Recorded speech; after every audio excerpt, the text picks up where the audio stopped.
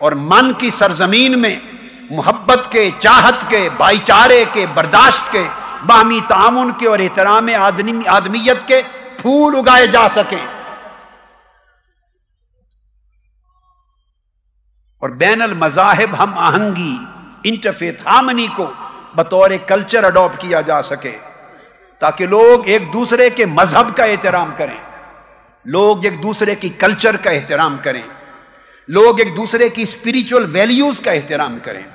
لوگ ایک دوسرے کی ریلیجس ٹریڈیشنز کا احترام کریں۔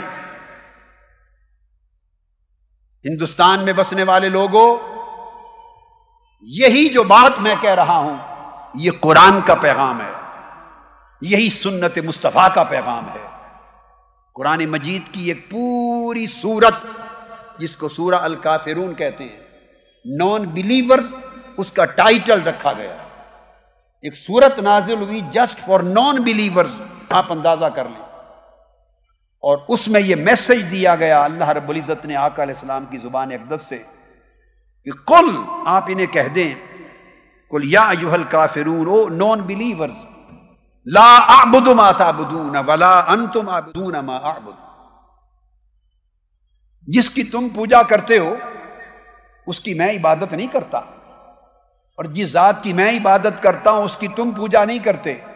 اس میسج کو دہرا کر کہا let us live and let live, یہ قرآن نے کہا لکم دینکم ولی دین، آؤ میں یہ پیغام دیتا ہوں مذہبی آزادی کا کہ تم اپنے مذہب میں آزاد ہو اور میں اپنے مذہب میں آزاد ہوں،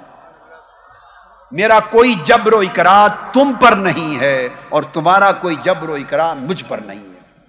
So there is no compulsion and no coercion in Islam۔ یہ سورہ کافرون کا میسج دیا، لکم دینکم ولی دین کے کلمات کائنات، رہتی کائنات تک مذہبی آزادی کا درس دیتے رہیں گے۔